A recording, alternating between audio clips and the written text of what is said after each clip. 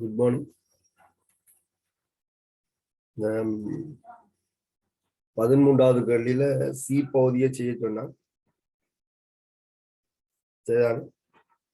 C பகுதியில B பகுதி ஒரு திணிவு காப்பு தத்துவத்தை அடிப்படையாக கொண்டு அணுகக்கூடிய ஒரு கேள்விதான்.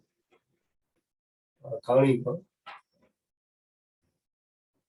அதுல கல்குலேஷன்ல இந்த மாதிரி கேள்வி செய்திருக்காங்க. Na2CO3ஐயும் NaCO3ஐயும் கொண்ட ஒரு கலவைன்னு சொல்லி இதன் ஆரம்ப திணிவு உங்களுக்கு தெரியும். W நன்கு வெப்பப்படுத்தப்பட்டதுன்னா உங்களுக்கு தெரியும். கார்பனேட்டுகள்ல சோடியம் கார்பனேட் வெப்ப பிரிவு அடையாது.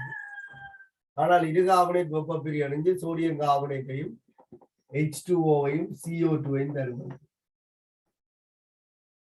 அப்ப இது அப்படியே இருக்கு ஆரம்ப கலவை. இவர் மட்டும் வெளியில போயிடுவார். அப்ப இறுதி திணிவு வாசிப்பு W2 சொன்னால் வெளியில போனவே இந்த ரெண்டு பேரும். இதுதான் இந்த திணிவு இழப்புக்கு காரணமாக இருக்கும். இவர் மீசமான 1:1 என்பால் இவருடைய மூல என்னண்டா இவருடைய முழுமை என் சார்பில் இவர் ரெண்டு பேர் திணிவையும் காணலாம். ஆரம்ப இறுதி வாசிப்புகளுக்கு இடையிலான வித்தியாசத்தில இருந்து இவருடைய திணிவு இழப்பை கணிச்சு நீங்கள் இந்த எண்ணுக்குரிய தீர்வை காணலாம். அதுல இருந்து பீசமானத்தை பயன்படுத்தி NaCO3 மூளை கண்டு அதை சார்மூல கூட்டு திணிவாள வரைக்கும் திணிவை கண்டு மொத்த திணிவில இருந்து கழிச்சு சோடியம் கார்பனேட் திணிவை கணிச்சிட்டு இது அந்த கேள்விதான். இது வேறு ஒன்றும் இல்லை. இங்க என்ன சொல்லப்பட்டிருக்கு? CrO3 என்று சொல்லி இருக்கு. CrO3 solid பிரிகை அடைந்து Cr2O3ஐயும் O2ஐயும் தருவதாக சொல்லப்பட்டது. CrO3 பிரிகை அடைந்து Cr2O3ஐயும் O2ஐயும் தருவதாக சொல்லியிருக்கு. ரெண்டு தானே விளைவா வருது. Cr2O3 சொல்லிட்டால் மாசுபடுத்தப்பட்ட CrO3 சொல்லிட்டு எங்கள்கிட்ட ஒரு கலவை இருக்குதான். அது Cr2O3ஐயும் CrO3ஐயும் கொண்டிருக்காங்க. இங்க சொன்ன மாதிரி இரண்டினதும் கலவை தான் இங்க இருக்கு. எங்கள்கிட்ட இருக்கிறது CrO3யும் Cr2O3. இந்த ரெண்டினதும் தொடக்க திணிவு 4 தசம் என்று சொல்லி இருக்கிறோம். 0.000 கிராம் சொல்லுவாங்க. உங்களோட விடைகளும் 3 தசமானது திருத்தமாக இருக்கணுமே. தரவு 3 தசமானது தரப்பட்டு சரி. ஓகே. இங்க சோடியம் கார்பனேட் வெப்ப பிரிகை அடையாத மாதிரி இந்த வெப்ப பிரிகையில Cr2O3 தான் வருது. ஏற்கனவே இருக்கிற Cr2O3 என்ன செய்யும்? அப்படியே தான் இருக்கும். அதுக்கு எந்த மாற்றமும் ஏற்படாது.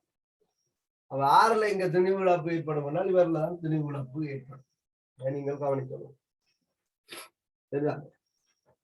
அடுத்த பிரச்சனை உண்மையில என்னன்னு சொன்னா தாக்கத்தை சமப்படுத்தணும். தாக்கத்தை சமப்படுத்துறது முதல் நாங்கள் என்ன செய்யணும்? ஒட்சியேட்டர் மாறுபடுற மூலகத்தை சமன் செய்யணும். இதுல குரோமியத்துல ஒட்சியேட்டர் மாறுபடும். ஒட்சியேட்டர் மாறுபடுற மூலகம் குரோமியம். இங்க +6ல இருக்கு, இங்க +3ல இருக்கு. ஆக ஒரு குரோமியம் 3 இலத்திரனை ஏற்கு, 2 குரோமியம் 6 இலத்திரன்களை ஏற்கு. இதுல ஒட்சியேட்டர் இதுல மட்டும்தான் மாறுது, இங்க மாறையில. அப்ப இந்த 2 ஒட்சியேட்டர் எத்தனை இலத்திரனை இழக்கும் என்றால் -2 ஒட்சியேட்டர் இருந்து 0 ஒட்சியேட்டர் 4 இலத்திரன்களை இழந்து வந்திருக்கு. இதுல நான் சமப்படுத்தலாம். இங்க ஒட்சியேட்டர் மாறாத அகலம் இருக்கிறேன். வந்தவரை பார்த்தா இங்க 2 பேர் வந்து நிக்கிறோம் 0 ஒட்சியேட்டர் நிலையில. எங்க இருந்து வந்தவை -2ல இருந்தான் வந்தவை. ஆகவே இந்த 2 பேரும் 4 இலத்திரன்கள் வந்திருக்கிறோம். நாங்க என்ன சொல்றோம்? இழக்கிற ஏற்கிற இலத்திரனுக்கு சமனாக இருக்கக்கூடிய மாதிரி என்ன செய்யும்? ஒட்சியேட்டர் தாக்கல நிகழும். இங்க 6 இலத்திரம், இங்க 4 இலத்திரம். 2 ஒட்சிஜன் 4 இலத்திரனை ஏற்கும், 2 குரோமியம் 6 இலத்திரனை இழக்கும். சாரி, இது இழக்கும், இது ஏற்கும். அப்ப இதை நீங்கள் 2ஆல பெருக்கினால், இதை நீங்கள் 3ஆல பெருக்கினால் சமனா வரும். ஏற்கிற இலத்திரன் விளக்குற இலத்திரன் சமனா. இதை 3ஆல பெருக்கலாம். சரி, ஓகே. அப்ப 3 O2 வந்துச்சுன்னு சொன்னால் 3 O2வும் 12 இலத்திரனை இழக்கும். இதை 2ஆல பெருக்கினீங்க. ஏற்கனவே இங்க 2 இருக்கு. அப்ப இது 4 2. அப்ப 4 Cr +6ல இருந்து +6ல இருந்து +3க்கு வருது. ஆகவே 12 இலத்திரனை ஏற்கும். இதுல 2 CR2O3. இந்த தாக்கத்தை நீங்க சமப்படுத்த ஒட்சியேட் தாழ்த்தல் முறை. இப்ப ஒட்சன் ஞாபகப்பட்டிருக்கும் பாருங்க. முன்னாங்க 12 தாக்கில 12 ஒட்சன் இருக்கு. இதுல 6 அதுல 6 12 சரிதான். வீசமானது இதுல தாக்கம் ஞாபகப்படுத்தப்படும். உங்களுக்கு வீசமான சமன்பாடு எழுதினால் 4 CR03 2 CR2O3 3 O3 தான் தாக்க சமன்பாடு. சரி ஓகே. என்ன சொல்லினோம்? ஏற்கனவே இந்த CR2O3 அப்படியே தான் இருக்க போகுது. அதுக்கு தான் என்ன இல்லை, விரிகை ஒன்றும் இல்லை. CR03 பிரிஞ்சு CR2O3 தரத்தான் போகுது.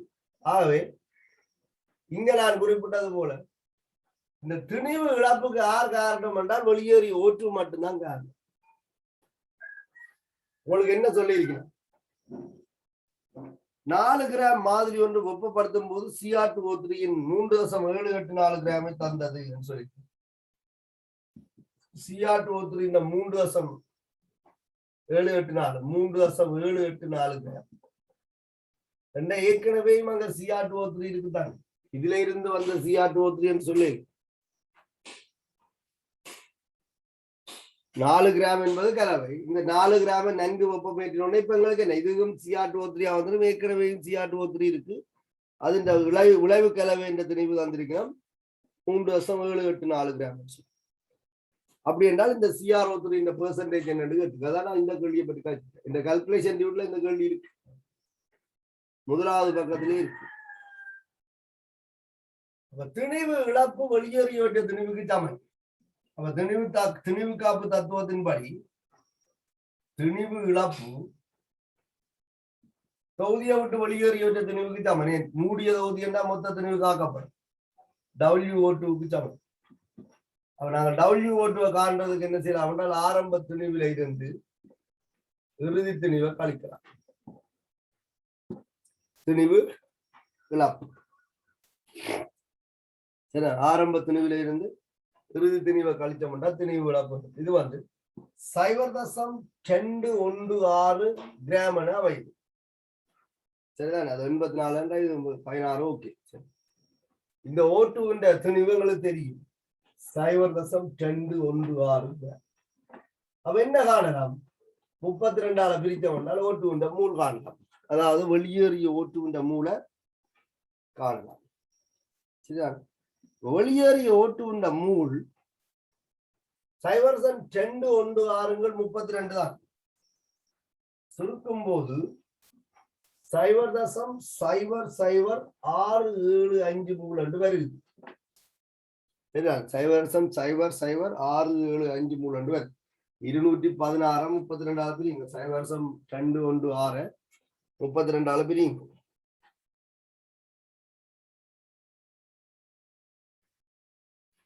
இதான் வேறு அதுல ஒண்ணுமே நாங்க சொல்றது இல்லை தான்.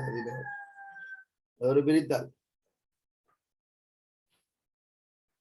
அதுல பிழைச்சு என்றால் விட பிழைக்க வரும். 0.216 32 பிரிக்கும். அப்படியே வருது 0.000675 மூல் வருது. சரி ஓகே. இது என்ன வீசமான தொடர்பு தான். இதுல இருந்து இதை பார்க்கணும். இப்ப 3ஆல பிரிச்சு 4ஆல பிரிக்கிறோம் என்றால் CR03 இந்த மூல் வரும். அப்ப CR03க்கு O2 வீசமான விகிதம் 4க்கு 3. இது 4 என்றால் 3 4க்கு 3. இவருடைய மூளை 3ஆல பிரிச்சு 4ஆல பிரிக்கிறீங்கன்னா CR03 இந்த மூல் உங்களுக்கு கிடைக்கும். அது நீங்க வீசமான தொடர்பை பயன்படுத்தி செய்யறாங்க. அது 0.009 மூல் என்று வரும். CR03 இந்த மூல் அத 3ஆல பிரிச்சு 4ஆல பிரிச்சு 0.009 மூல் என்று வரும். பிரித்தல்லாம் நீங்க வெறுக்கி எடுத்தீங்கன்னா அந்த விடையாத முட்டுப்புறம் அந்த விடைய 3ஆல பிரிச்சுட்டு பாரவுடைய 4ஆல பிரிக்கினீங்கன்னு சொன்னால் 0.009 மூலம். என்ன கேட்டது? இந்த CR03 திணிவு சரக்கு இந்த மூல் வந்துட்டு CR03 சார் மூல கூட்டு திணிவால பிரிக்கணும்னு சொன்னால் திணிவு. சரி, CrO3 சார்மூல கூட்டு திணிவு 100 வருது. இதுக்கு 52, இதுக்கு 48, அப்ப 100. ஆகவே WCrO3 வந்து 0.009 மூல் தர 100 கிராம் மூல் -1. உங்களுக்கு 0.9 கிராம். அது திணிவு சதவீதம். CrO3 திணிவு சதவீதம் மொத்த திணிவு 4 கிராம். குறித்த பதார்த்தத்தின 0.9 தர 100. நேற்று நான் உங்களுக்கு ஆன்சர் சொல்லிவிட்டேன். 22.5 வீதம்.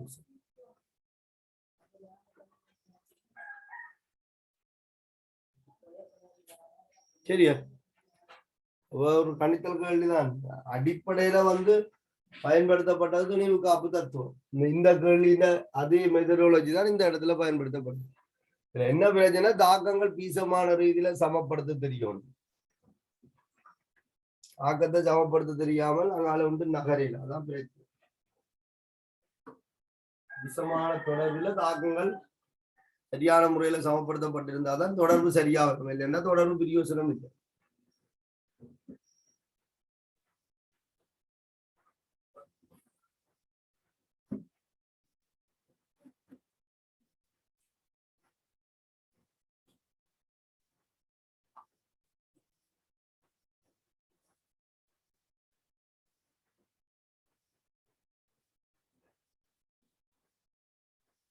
சரி,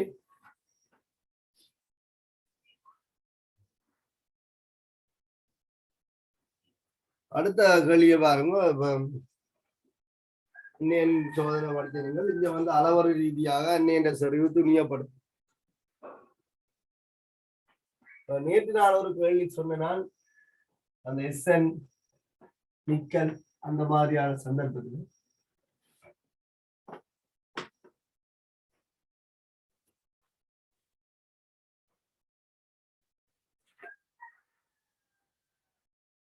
CO3 2- க்கு 0.2 மூல் டெசிமீட்டர் -3 என்றும் SO3 2- க்கு 0.1 மூல் டெசிமீட்டர் -3 என்றும் சரிவு வருது. சரி, ஓகே, குட்.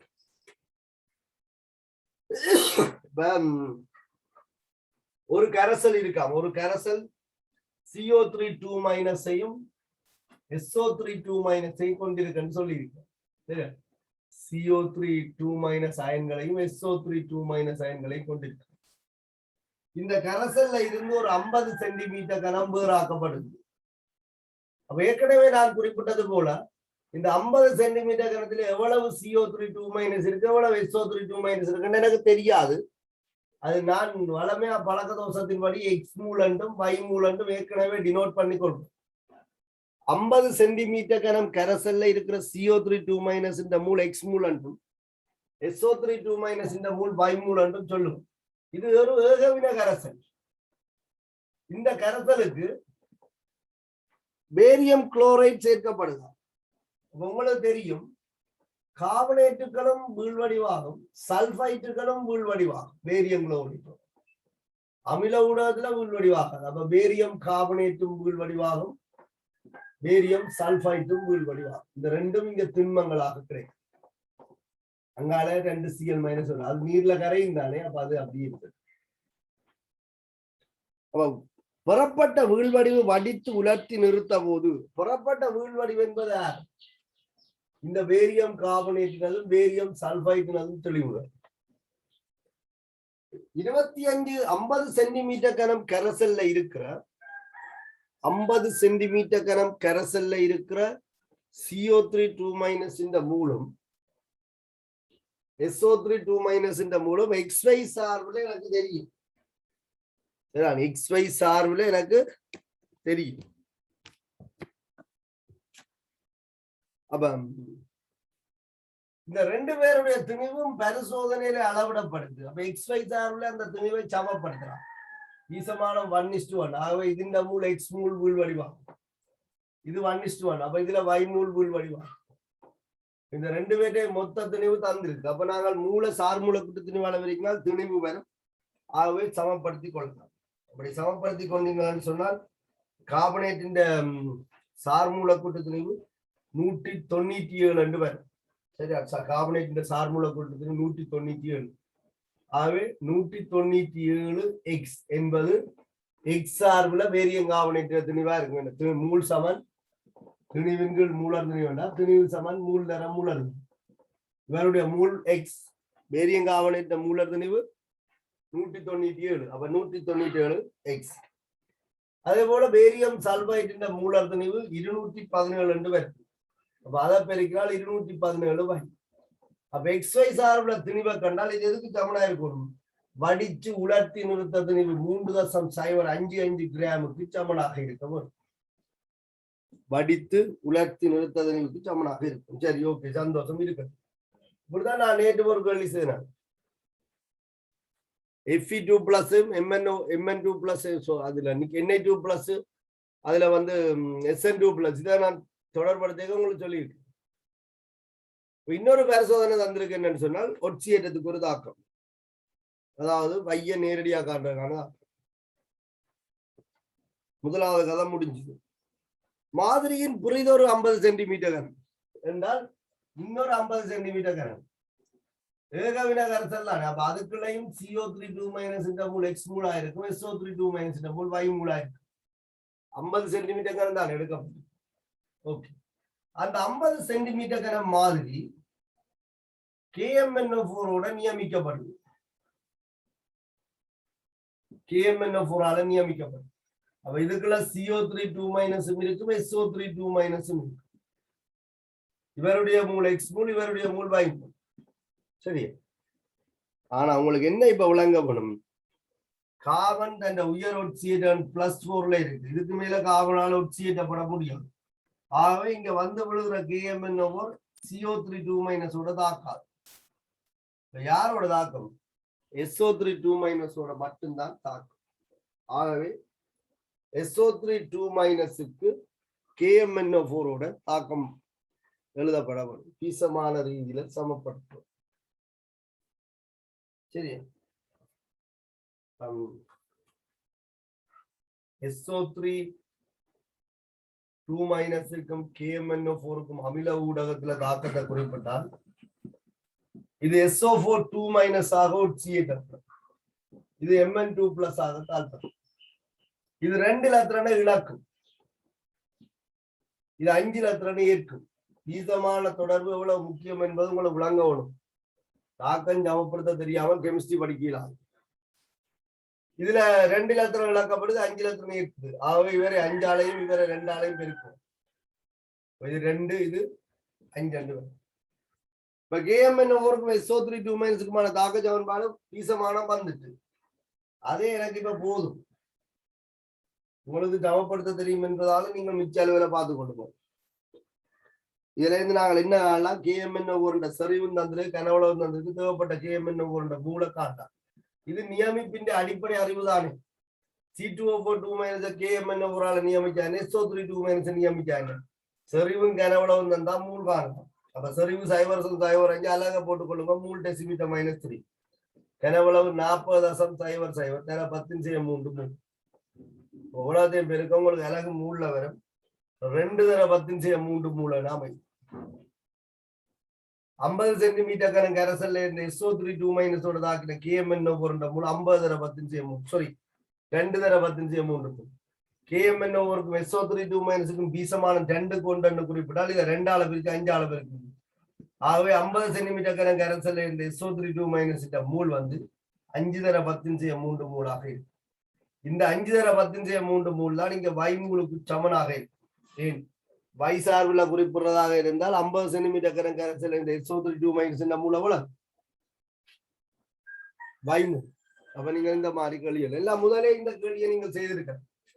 முதலே இந்த கேள்வியை செய்திருந்தால் இதுல Y போட வேண்டிய அவசியம் பெறாது. பெருமானத்தையே போட்டுக்கலாம். இதுல Y சார்புல பொறுத்தவில்லை. அப்ப X மட்டும் தெரியாத நீங்க இருக்கு. உங்களுக்கு என்ன? எங்களுக்கு ஓரளவுக்கு இலகுவாக நாங்கள் செய்யணும். கொஞ்சம் எக்ஸாமுக்கு கிட்ட நீங்க நெருங்கிக்கல உங்களுக்கு அந்த ஷார்ட்கட் மெத்தட் எல்லாம் தானா வரும். சுயமா யோசிச்சா சரி. இப்ப அடிப்படையில கேள்வியை விளைய கொடுத்தேன். இவங்களுக்கு Y தெரியும். 197 X ஆக 217 தர வைக்கு பதிலாக 5 தர 10 பிரதியிட்டால் 3.05 கிராம். முதலாவது சமன்பாட்டுல வைய கொண்டு நாங்கள் பிரதியீடு செய்கிறோம்.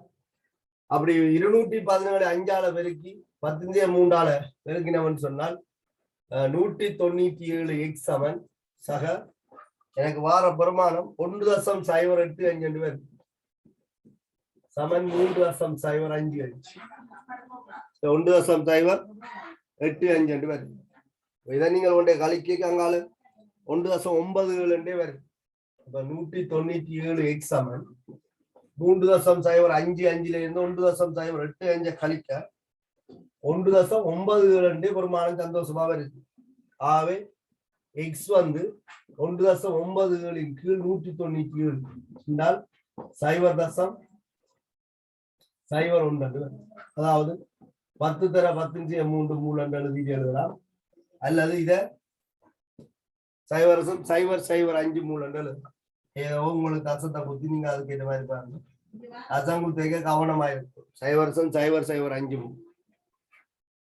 சரி,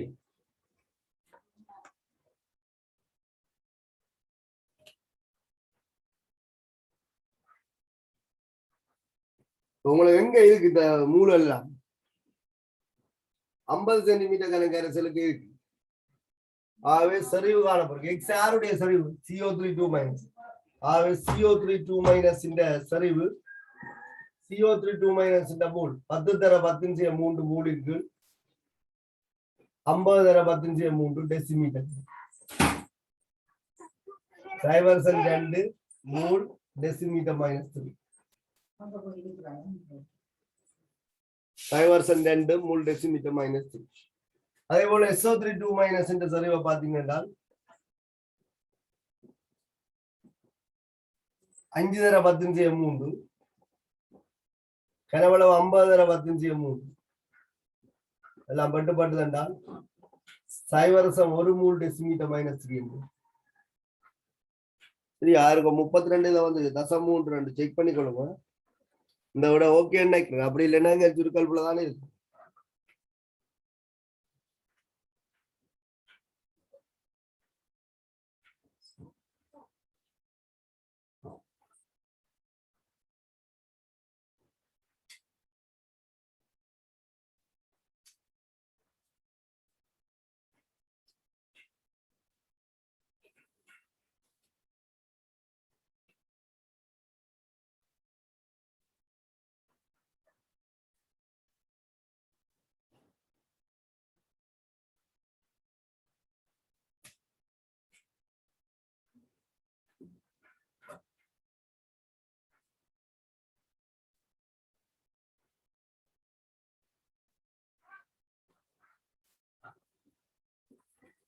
இது அங்காளவே கழிக்கும் தானே.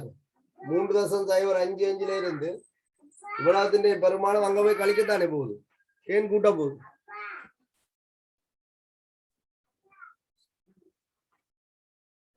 இந்த பெருமானம் கழிக்கத்தானே வேணும்.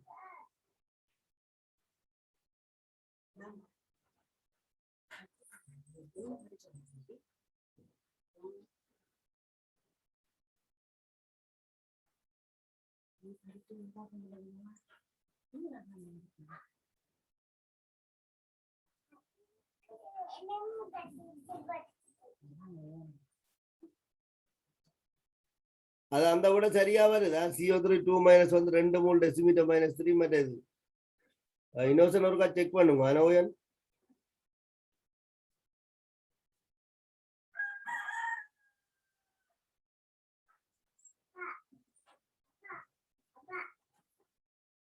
சரியா?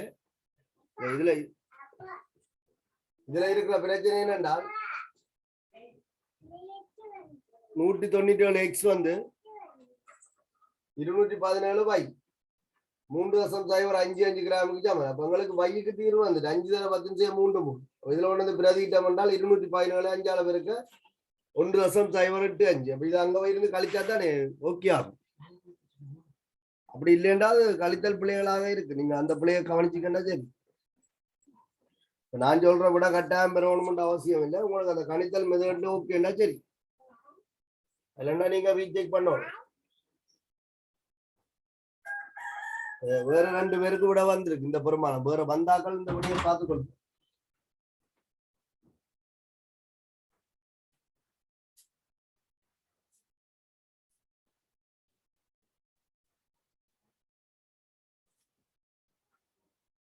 சரியா? ஓகே. இப்ப பாருங்க, இப்ப அந்நியன்ற சோதனை அளவீட்டு ரீதியாக வருது.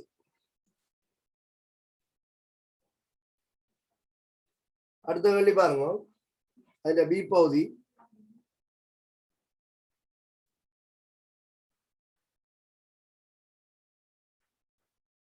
அது பி என்ற கிடக்கு. உங்களுக்கு என்ன கேள்விய பாருங்க. ஒரு உப்பில் காணப்படும் 3 உலோக கட்டியங்களை இனங்காண்பேறு செய்யப்பட்ட பரிசோதனைகளும் அவதானங்களும் பெறுமாறுன்னு சொல்லி. ஒரு உப்பில் காணப்படும் 3 உலோக கட்டியங்களை இனங்காண்பதற்கு செய்யப்பட்ட பரிசோதனைகளும் அவதானங்களும் பெறுமாறு. அழிக்கிறேன்.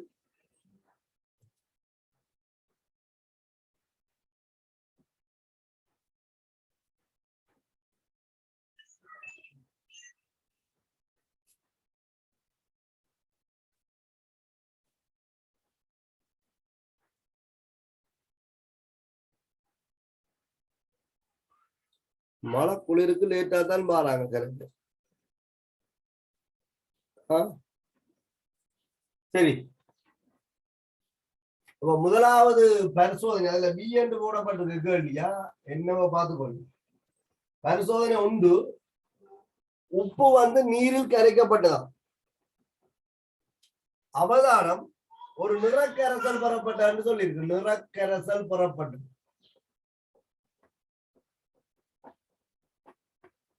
நிறக்கரசல் பெறப்பட்டதுன்னு சொல்லி. அப்ப நாங்கள் என்ன சொல்லலாம்? நீர்ல கரைக்கப்படும் போது நிறமுடைய கரைசலை தருதுன்னு சொன்னால் அங்க டீத்தோப்பு மூலகங்கள்ட்ட கட்டியன்கள் இருக்கலாம். உங்களுடைய அவதானம். ஏன் எஸ்தோப்பு மூலக கட்டியன்கள் இருந்தால் வேறு மோனோரம் இல்லதான். ஆகவே டீத்தோப்பு மூலக கட்டியன்கள் அங்க இருக்கலாம். கட்டியன்களை பற்றிய சோதனை தானே. அந்நியனை பற்றி யோசிக்க தேவையில்லை. இப்ப சிலதுல அந்நியன் இருந்தாலும் நிறம் பெறும்.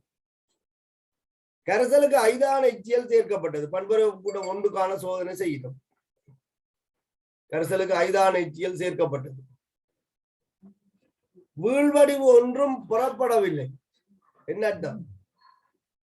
பண்புறவு கூட்டம் 1க்கான கட்டியன்கள் Ag+, Pb2+, Hg2+ இல்லை என்ற அர்த்தம். இருந்திருந்தா கட்டாயம் என்ன சேர்க்கும்? Cl- வீழ்வடிவை தந்திருக்கும். 2 கரைசலுக்கு H2S வாயு செலுத்தப்பட்டது. பண்புறவு கூட்டம் 2க்கான சோதனை அமில ஊடகத்தில் H2S செலுத்தப்பட்டது. செம்மஞ்சள் நிற வீழ்வடிவு பெறப்பட்டது. பண்புறவு கூட்டம் 2ல வார 9 கட்டியன்கள்ல செம்மஞ்சள் நிற வீழ்வடிவு தார ஒரே கட்டியன் ஆன்டிமனி Sb3+. அதிண்ட சல்பைட் தான் அந்த செம்மஞ்சள் நிறத்துக்கு காரணம். ஆகவே இந்த செம்மஞ்சள் நிறத்துக்கு காரணமான சேர்வு Sb2S3. அடுத்து கதைக்க வேண்டிய அங்க அவசியம் ஒன்றும் இல்லை. அதுக்கான தகவல்களும் இல்லை. மேலதிக தகவல்கள் சொன்னா தானே ஊகிச்சு அடுத்ததுல உறுதிப்படுத்துறது. இதுதான் ஒரே விட. இப்ப கூட்டம் 2க்கான சோதனையை முடிச்சு கொண்டு கொதிக்க வைக்கணும். HNO3 சேர்க்கணும். ஏனெல்லாம் கொதிக்க வைப்பதன் மூலம் மேலதிக H2 அகற்றப்படும். HNO3 சேர்த்து கொதிக்க வச்சால் Fe2+ இருந்தா Fe3+ அவுட் செய்யப்படும்.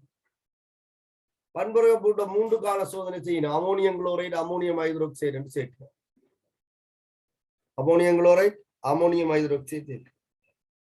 கபில உள்வடிவு இருக்கு. பண்புறவு கூட்டம் 3ல 3 கட்டியங்கள் 3 ஹைட்ரோக்சைடுகள் உள்வடிவு தோன்றும். ஒன்று அலுமினியம் 3+ AlOH உள்வடிவு. இது ஜெலாட்டினஸ் வெள்ளை உள்வடிவு. Fe3+ FeOH உள்வடிவு வரும். இதுவும் பச்சை உள்வடிவு. சாரி, கபில உள்வடிவு. CrOH பச்சை உள்வடிவு. அப்ப இங்க 3 பேருக்கும் தனித்துவமான நிறங்கள் இருக்கிறதால இதற்கு மேற்கொண்டு நாங்கள் இப்ப உறுதிப்படுத்த அவசியம் இல்லை. கண்டுபிடிச்சிடலாம். பண்புறவு கூட்டம் 3க்கான சோதனையில கபில நிற உள்வடிவு தார கட்டியன் Fe3+. FeOH தான் இங்க உள்வடிவு ஆயிருக்கு. அங்க 5வது சோதனை சொல்லியிருக்கு. 4 படிதிரவத்திற்கு H2S செலுத்தப்பட்டது. கூட்டம் 4க்கான சோதனை. மென்சிவப்பு உள்வடிவு பெறப்பட்டதுன்னு சொல்லியிருக்கு. உங்களுக்கு சொன்னாரு பண்புரை வகுப்பு கூட்டம் 4க்கான சோதனையில MNS, NIS, ZNS, COS. இதுல இது மட்டும் மென்சிவப்படும். இது ரெண்டும் கருப்பு, இது வெள்ளை. MNS மென்சிவப்பு, ZNS வெள்ளை, NIS COS கருப்பு. பண்புரை கூட்ட 4க்கான சோதனையில இந்த தகவல்கள். அப்ப 3 கட்டியன்கள் இருக்குன்னு சொன்னால் ஒன்று SB3+ இருந்திருக்கு, இன்னொன்று Fe3+ இருந்திருக்கு, மற்றது Mn2+ இருக்கு. இப்ப சரிதான், இந்த 3 கட்டியன்களை கொண்ட கரைசலுக்கு இவ்வளவு சோதனைகளும் செய்தால் பொருத்தமான விட உங்களுக்கு கிடைக்கும். வேட்படி ஒவ்வொரு அவதானங்களையும் விளக்கி என்ன முதலாவது அவதானம் என்ன? நிறக்கரைசல் பெறப்பட்டது. டி குழு கட்டியன்கள் இருக்கலாம். இது ஒரு விளக்கம். உள்வடிவு புறப்படவில்லை என்றால் பண்புறப்புற ஒன்றின் கட்டியன்களான Ag+, Pb2+, Hg2+ இல்லை என்பதெல்லாம் முடிவுதான். H2S இந்த சந்தர்ப்பத்திலே செம்மஞ்சள் நிற உள்வடிவு தரக்கூடிய ஒரே உள்வடிவு Sb2S3. அப்ப அது கன்ஃபார்மா எடுக்கக்கூடிய அங்காலெல்லாம் கன்ஃபார்மா வரணும். இல்லை நாங்க மேலதிக சோதனை இல்லை தரவர் தராது. இதில் புறப்பட்ட கபிலநிற உள்வடிவுக்குரிய கட்டியனை இனங்கான ஒரு பரிசோதனை தருங்கன்னு சொல்லி கபிலநிற உள்வடிவு மேலும் உறுதிப்படுத்துவதற்கு என்ன செய்வியல் என்று இது FeOH திரைஸ்தான் என்பதை எவ்வாறு உறுதிப்படுத்துவீங்க? அதாவது Fe3+ சோதனை கேட்டு Fe3+க்கான சோதனை தானே படிச்சிருக்கிறோம். இதுல பெர்ஃபெக்டான ஒரு சோதனை அந்த பிரஷியன் நீல நிறம் பாருங்க. ஃபெரஸ் சயனைட்டோட பிரஷியன் நீல நிறம் பாருங்க.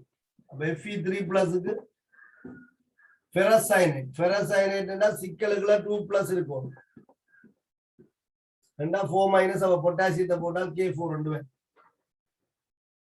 பிரஷியன் நீல நிறம் வீழ்வடிவு வரும். கவனம், பிரஷியன் நீல நிற வீழ்வடிவு ஃபெரசோபெரிக் சயனைட், பிரஷியன் நீல வீழ்வடிவு.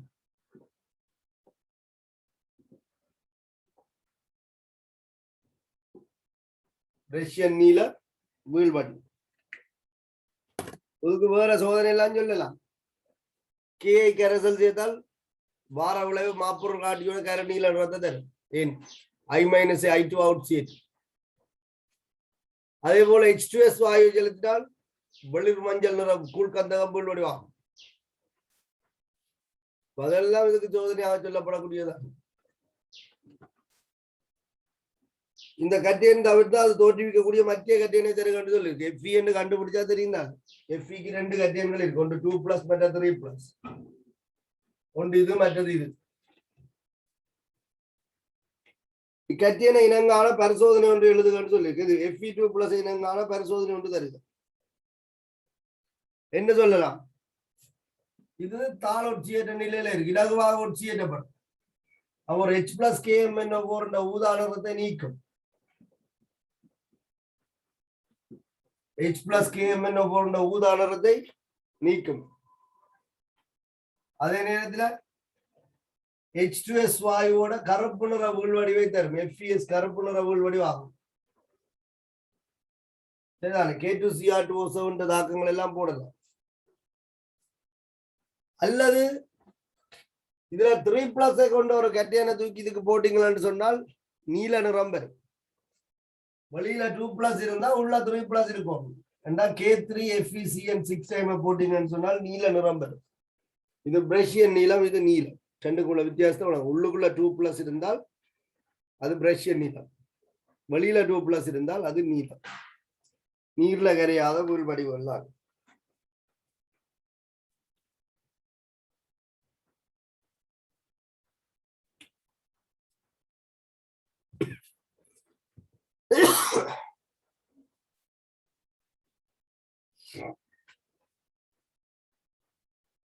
சரியா? 14வது கேள்வி பாருங்க.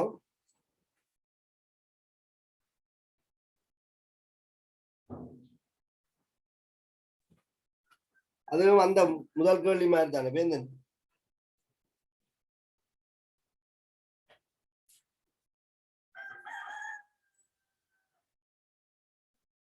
நீங்க பாஸ் பேப்பர்ல இருக்கிற அவ்வளவு கேள்வியும் செய்து போடணும்.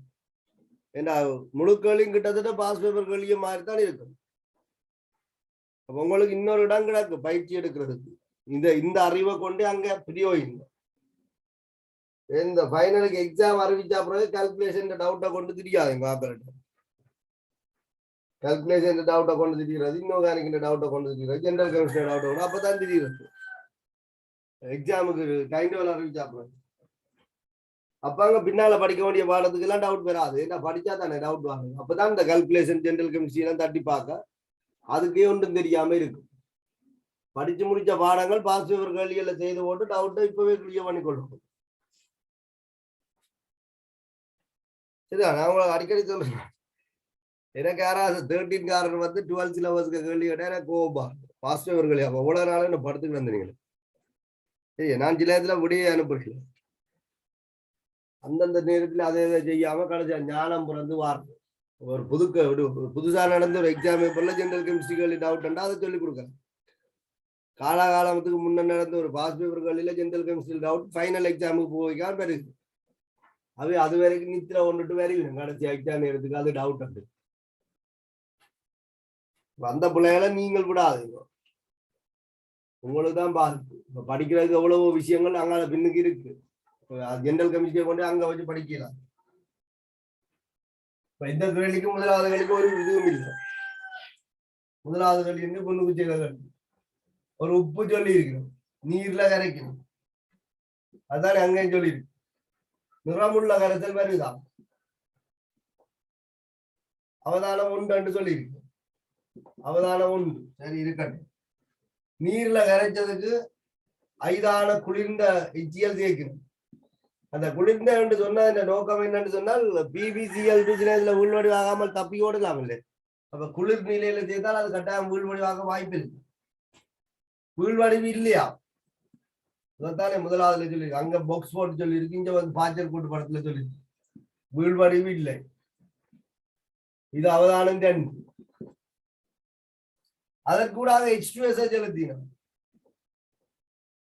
செம்மஞ்சள் வீழ்வடிவு வருதா, அதோட வடிதிரவத்தை எடுக்கணும். வடிதிரவத்துக்கு சோதனை செய்யணும், கொதிக்க வைக்கணும், எச்சனோதுரி சேர்க்கணும், அதுக்கு பிறகு கொதிக்க வைக்கணும். அமோனியம் குளோரைடு அமோனியம் ஹைட்ரோக்சைடு சேர்க்கணும். இப்ப பச்சை வீழ்வடி வருது. அங்க கபிலம் என்று சொன்னதை பச்சை என்று மாத்தி வடிதிரவம் வருது. வடிதிரவத்துக்கு H2S சேர்க்கப்படும். இப்ப வெள்ளை என்று சொல்லி அங்க மென்சுவப்பு நிறம் என்று சொன்னது பலஞ்ச வெள்ளை சொல்லி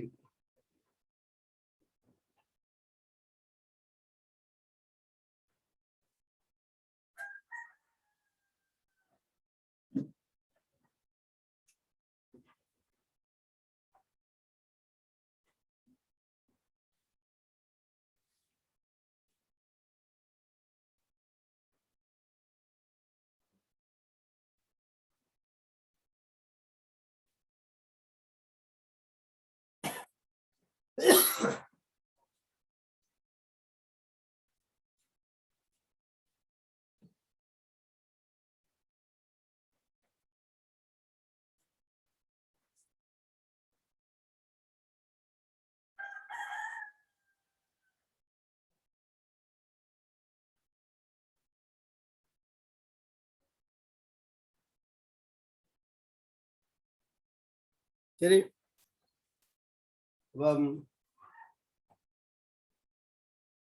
ஒரு உப்பு நீர்ல கரைக்கப்பட்டிருக்கு, நிறமுள்ள கரைசல் பெறப்பட்டிருக்கு. அதுக்கு இப்ப அந்நியனும் காரணமாக இருக்கலாம் அந்த நிறத்துக்கு.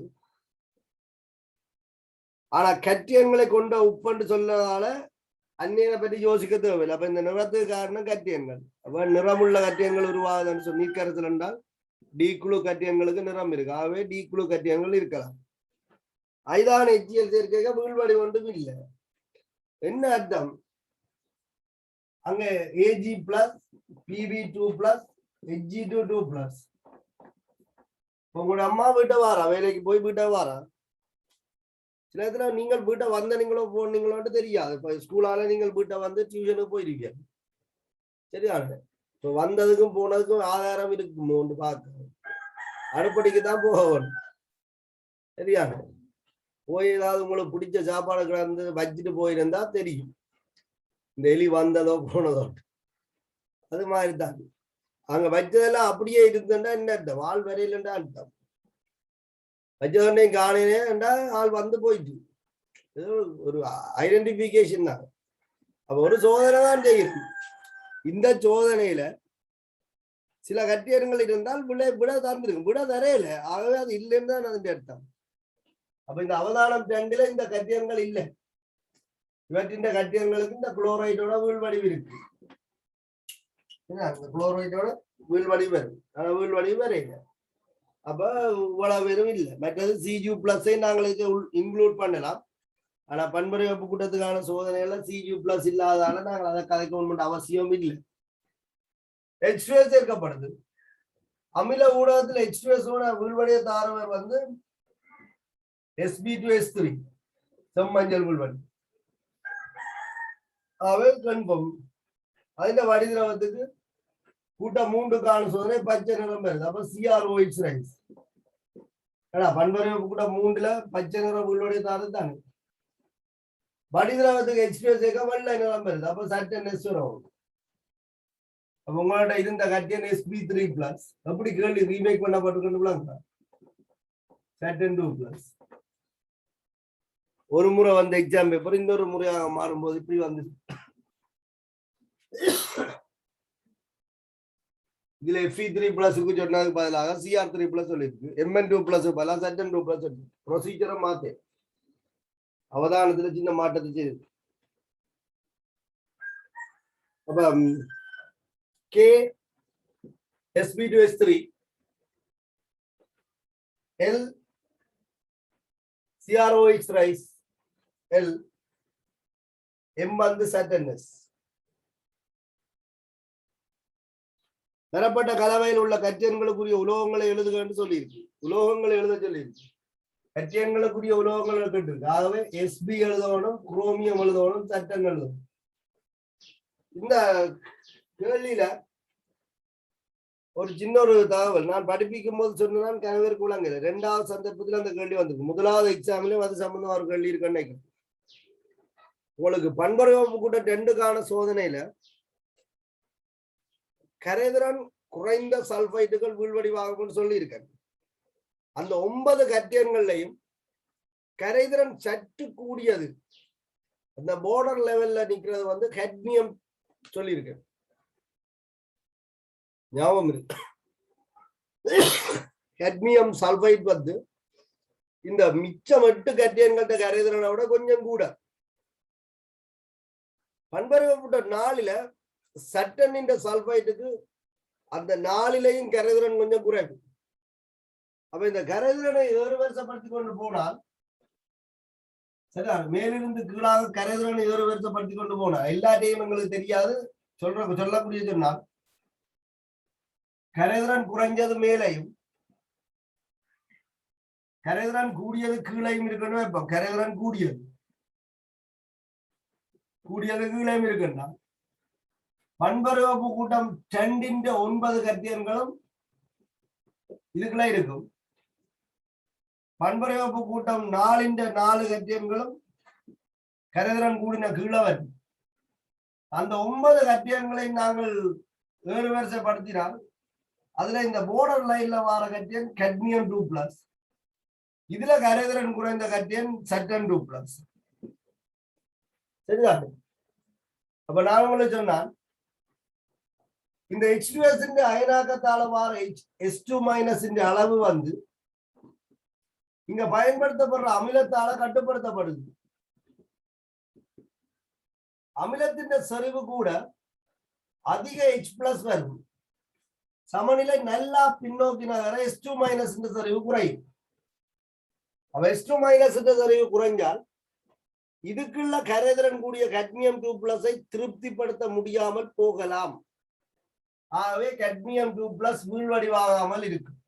அதனாலதான் 0.3 m விட குறைந்த செறிவுடைய HCl பயன்படுத்த சொல்லி இருக்கு. சரிதான், HCl இந்த செறிவு 0.3 விட குறைவாக பயன்படுத்த சொல்லி இருக்கு. இந்த செறிவு கூட கூட இந்த சமநிலை பின்னோக்கி நகர்ந்து S2- இந்த செறிவு குறையும். S2- இந்த செறிவை குறைக்கிறது தான் அமிலம் பயன்படுத்தி இருக்கோம். அது நல்லா குறைஞ்சது என்று சொன்னால் அதுக்குள்ள டிமாண்ட் கூடினவர்கள் cadmium 2+ வீழ்வடிவாகாமல் போகலாம். நல்லா ஐதாக்கி விட்டீங்கள் என்றால் சமநிலை முன்னோக்கி நகர வலிக்கிட்டோம். இந்த செறிவுக்குரிய முன்னோக்கி நகர S2- இந்த செறிவு கூடி இவரை திருப்திப்படுத்தி விட்டு, ஆகவே இந்த சந்தர்ப்பத்தில் cadmium 2+ அடுத்ததாக Saturn 2+ வீழ்வடிவாகலாம். இவரையும் திருப்திப்படுத்தும்.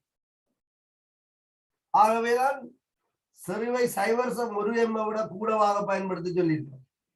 நாங்கள் அளவீட்டு ரீதியாக pH 1 pH 0.5 சொன்னாலும் pH செறிவோட தொடர்படுத்தலாம். நீங்க இந்த அயன் ஜமல் என்ற ஒரு பாடம் படிப்பீங்க, pH செறிவோட தொடர்படுத்தலாம். அப்ப 0.1க்கும் 0.3க்கும் முடியல. ஆனா நாங்க பண்புரைப்பு கூட்டத்தில் 5 HCl என்று பயன்படுத்தினால் அது கிட்டத்தட்ட அதைத்தான் குறிக்குதுன்ற அர்த்தம்.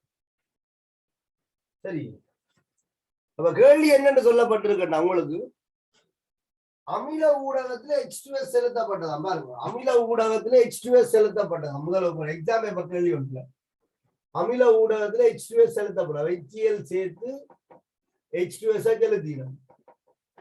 வீழ்வடிவு வரையில அந்த விளைவு கலவைக்கு கொஞ்சம் நீர் சேர்த்து காய்ச்சி வடுத்த நீர் சேர்த்து ஐதாக்க மஞ்சள் வீழ்வடிவு வருது.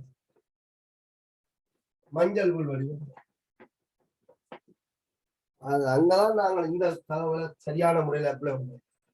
நாங்கள் பயன்படுத்துகிற அமிலத்தின் செறிவு உயர்வாக இருந்தால் பண்புரைப்பு கூட்டம் 2க்குரிய கட்மியமும் வீழ்வடிவாகாமல் போகலாம். அப்ப உங்களுக்கு வீழ்வடிவு வரையில நீர் சேர்த்து ஐதாக்கும் போது HCl இந்த செறிவு குறைக்கப்படும். அப்ப HCl இந்த செறிவு குறையக்குள்ள இதன் அயனாக்கம் அதிகரித்து S2- கூடும், அதிகரிக்கும். அப்ப இப்ப இவர் திருப்திப்பட வீழ்வடிவாகலாம். அதான் அந்த மஞ்சள் வீழ்வடிவு காரணமாக இருக்கு. 2 சந்தர்ப்பத்தில் அந்த கேள்வி MCQல இருக்கு. அப்ப cadmium 2+ இதுக்கு இருந்தால் இந்த அமிலத்தின் செறிவு 0.3 விட அதிகரிக்கும் போது வீழ்வடிவு வராது. நாங்கள் நீர் சேர்த்து ஐதாக்கி 0.3 விட இந்த செறிவை குறைக்க இப்ப வீழ்வடிவு வரும். அதை மென்ஷன் பண்ணித்தான் அந்த கேள்வி போடப்பட்டிருக்கு. எனவே அதை குழப்பி இருக்குங்கள், என்ன தெரியும். சரி, அப்ப நீங்க அதற்கு விளங்கிக் கொள்ளுங்க.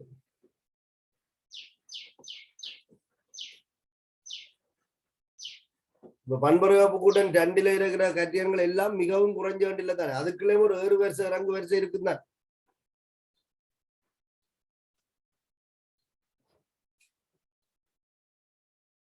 சரி, அப்ப எனவே தரப்பட்ட கலவையில் உள்ள எல்லா கட்டியங்களும் உலோகங்களை எழுதுக. மேற்படி செயல்முறையில் முதலில் வீழ்வடிவாகவில்லை. கரைதிறன் பெருக்கத்தின் அடிப்படையில் இதை சுருக்கமாக விளக்குவது. அதாவது சட்டன் வீழ்வடிவாக இல்லையா, அதுக்கு என்ன அர்த்தம்? சட்டன் S கரைதிறன் உயர்வு. ஆகவே அமில ஊடகத்தில இருந்து வார அயனாக்கத்தால வார S2- இந்த செறிவு சட்டன் S வீழ்வடிவாக்குவதற்கு போதாது. அதான் அதன் முடிவு.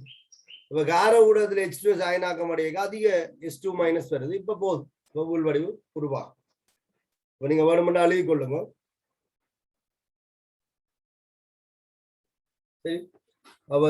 சட்டன் S கரைதிறன் பெருக்கம் உயர்வு, கரைதிறன் உயர்வு வரும். சட்டன் S கரைதிறன் உயர்வு,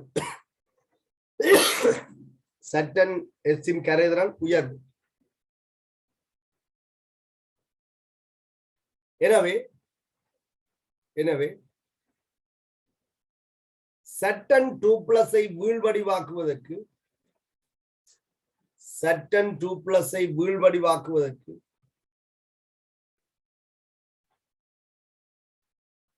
தேவையான S2- செறிவு உயர்வு. சட்டன் 2+ வீழ்வடிவாக்குவதற்கு தேவையான S2- செறிவு உயர்வு.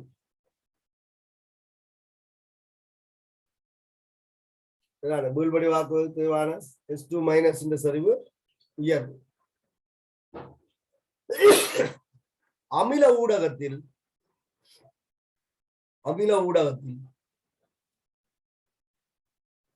உருவாக்கப்படுகின்ற H2 மைனஸின் செறிவு குறைவு.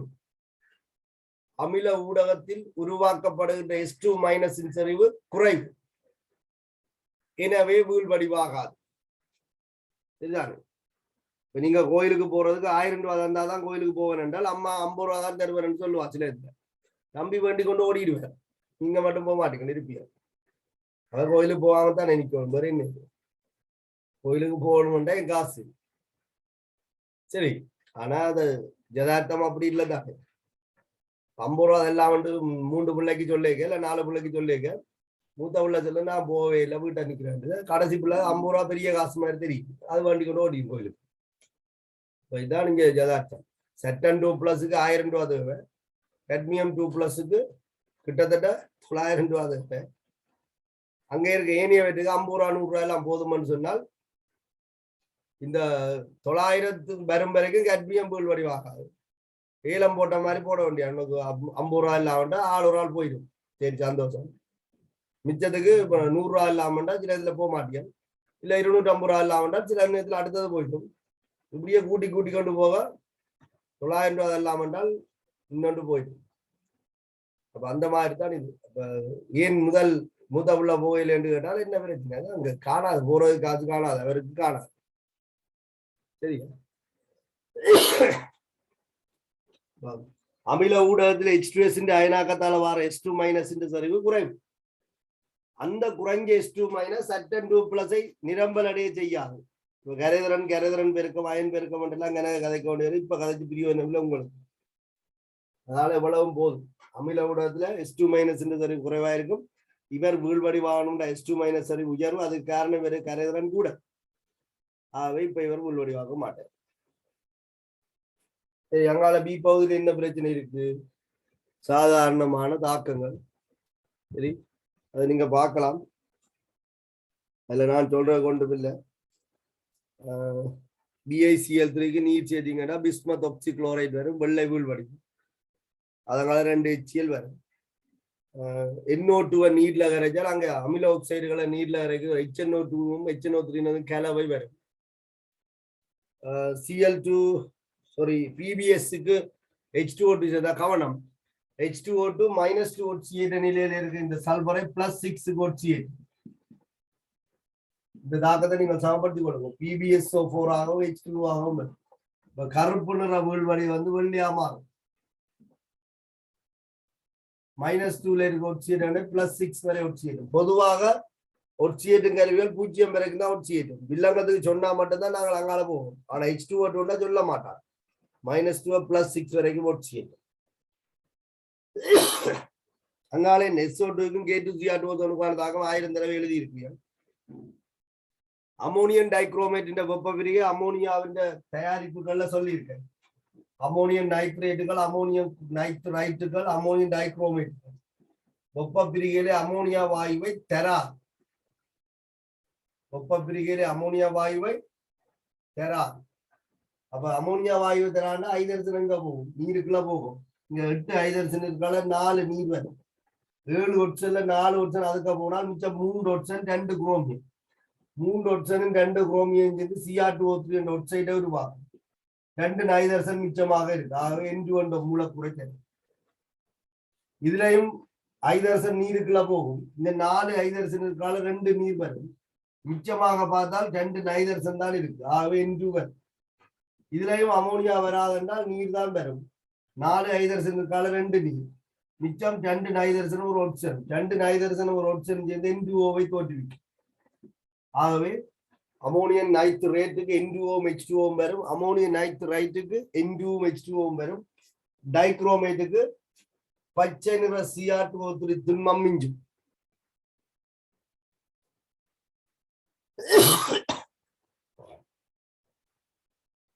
1, 4, 5 அவதானங்கள் கேட்டு. 1ல பால் நிறம் தோன்றும். 4ல செம்மஞ்சள் நிற கரைசல் பச்சை நிறமாக மாறும்.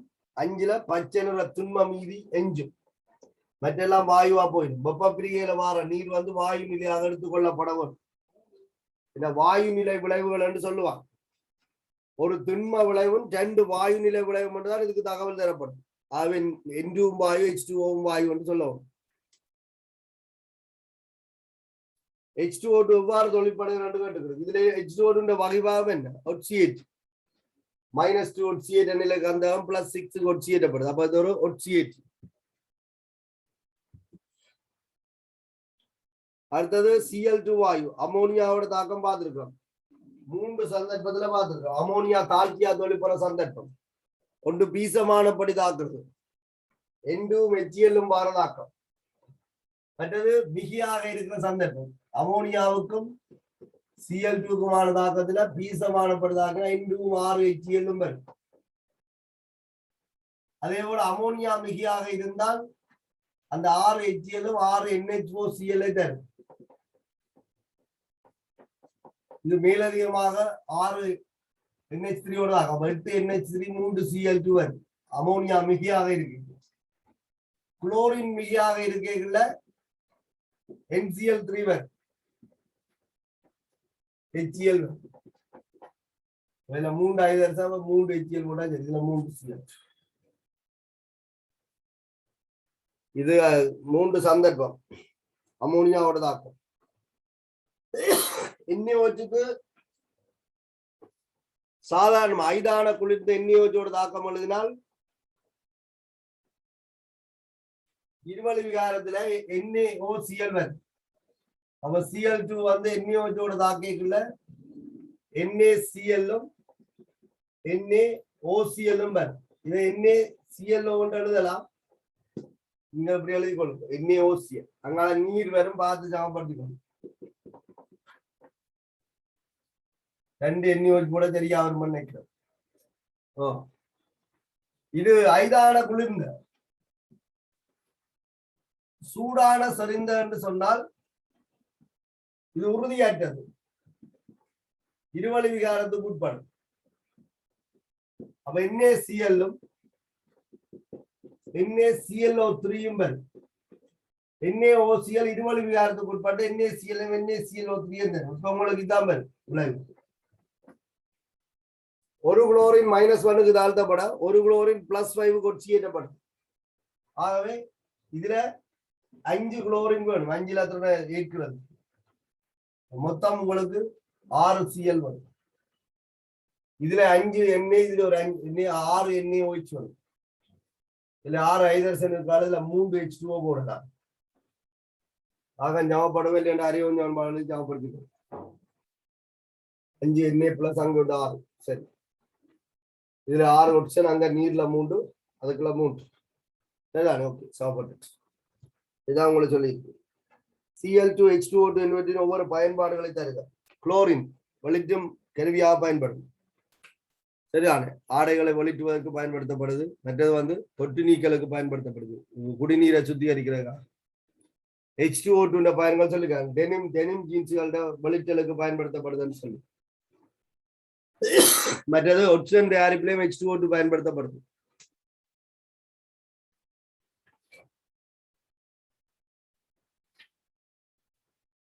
சரி, இதோட டியூட்டுக்கு நன்றி வணக்கம் சொல்லலாம். உங்களுக்கு நான் சொல்லிக் கொடுத்தேன். ஈவினிங் கிளாஸ்ல வந்து 2 எக்ஸாம் கேள்வி என்ற வரைக்கும் சொல்லி விட்டுட்டு போறேன். விளங்கப்படுத்தி செய்யணும், அதுல அங்க ஒன்றும் இல்லை, வாசிக்கிறது கூட சொல்றது தான்.